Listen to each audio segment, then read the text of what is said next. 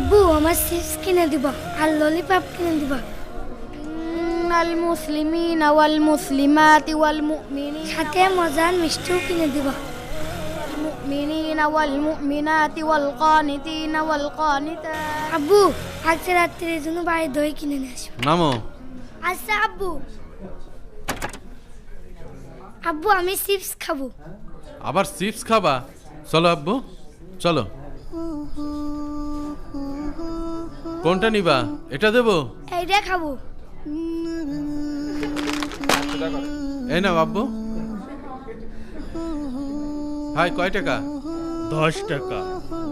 এই নেন।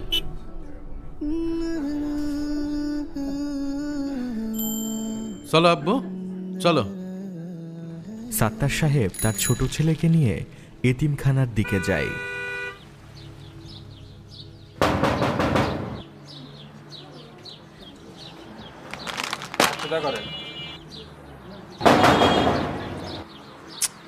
কি হলো? দরজা খোলে না এখনো।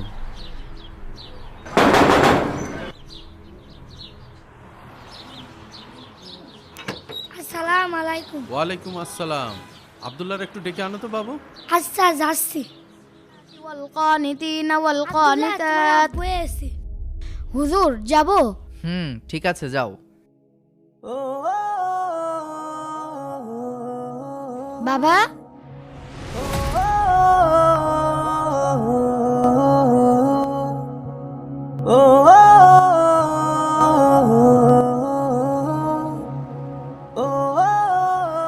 এই কি হয়েছে কি? এতবার হুজুরকে দিয়ে ফোন করিয়ে আমাকে আসতে বলিস কেন? আব্বু তোমাকে খুব দেখতে ইচ্ছা করছিল। আম্মুর কথা মনে পড়ে তো। আম্মুকে তো দেখতে পারি না, তাই তোমাকে আসতে বলি। তোর মা মারা যাওয়ার পর তোর সৎ মা তোকে বাসায় থাকতে দেবে না, এর জন্যই তো তোকে আমি এতিমখানায় রাখছি। তারপরও তুই আমাকে এত জ্বালাস কেন? আব্বু এই এতিমখানায় থাকতে আমার আর ভাল লাগে না। তুমি দেখতে আসো না, তাই মাদ্রাসার সব ছাত্ররা আমাকে এতিম এতিম বলে খেপায়। এতিম বলে তাই কি হয়েছে? এতিম বললে কি গায়ের চামড়া পুষে যায় নাকি? আব্বু এই ঈদে আমাকে একটু বাড়ি নিয়ে যাও। না, তোকে বাড়ি যেতে হবে না। তুই বাড়ি গেলে তোর সৎ মা অনেক বকাঝকা করবে। তাছাড়া এতিমখানার সবাই এখানে ঈদ করবে, ওদের সাথে তুই এখানে ঈদ করবি। আব্বু আমাকে একটু খাবার কিনে দাও। পড়তে পড়তে মাঝের মধ্যে অনেক ক্ষুধা লাগে, তখন আমি খাবো। আরে এত কিসের ক্ষুধা? মাদ্রাসায় খেতে দেয় না? আমার কাছে কোনো টাকা নেই, আমি কিছু কিনে দিতে পারবো না। যা যা। প্রতিবারের মতো এবারও আব্দুল্লাহর বাবা তাকে ধমকিয়ে এতিমখানায় পাঠিয়ে দিল। আব্দুল্লাহ কাঁদতে কাঁদতে ভেতরে ঢুকে গেল। চলো, যত সব ঝামেলা, এই জন্যই আমি এখানে আসতে চাই না।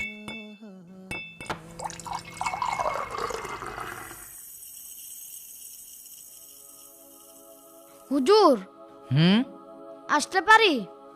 আসো। হুজুর আব্বুর সঙ্গে একটু কথা বলবো। আচ্ছা ঠিক আছে, দাঁড়াও, আমি তোমার আব্বুকে এখনই ফোন দিচ্ছি।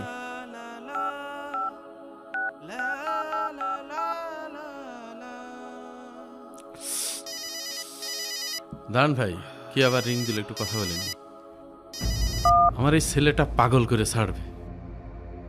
আসসালামু আলাইকুম রহমতুল্লাহ। ওয়ালাইকুম আসসালাম। হ্যাঁ ভাই, ভালো আছেন? আলহামদুলিল্লাহ। আব্দুল্লাহ আপনার সাথে কথা বলতে চাচ্ছে। হুজুর, আব্দুল্লাহ বললেই আপনি আমাকে ফোন করেন কেন? ও তো আপনার সঙ্গে কথা বলার জন্য কান্নাকাটি করে। ও যা করে করুক, এরপর থেকে আপনি আমাকে ফোন দিবেন না।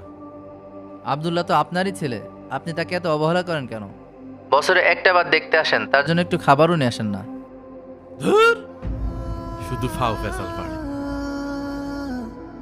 আব্দুল্লাহ এদিকে আসো। জি হুজুর।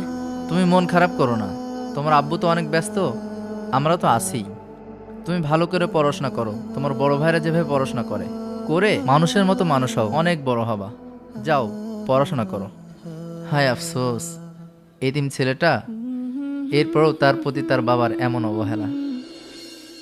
20 বছর পর সেই ছোট আব্দুল্লাহ আজ অনেক বড় আলেম।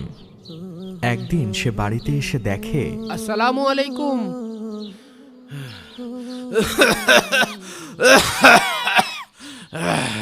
গোয়াল ঘরে এই বৃদ্ধটা কে?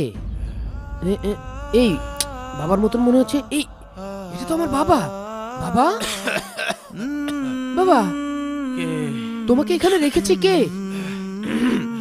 আমি।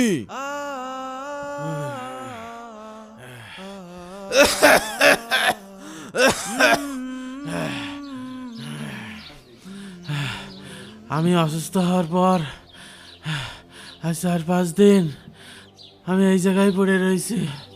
তোর ভাইরা আমার কেউ দেখতে আসে না। তোমরা আমার বাবাকে এখানে রেখেছো কেন? ভালো মনে করেছি তাই রেখেছি।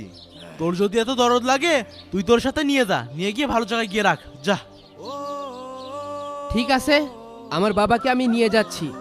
বাবা চলেন, আপনি আমার সাথে থাকবেন। সাবধানে বাবা, ওঠেন ওঠেন, হ্যাঁ চলেন।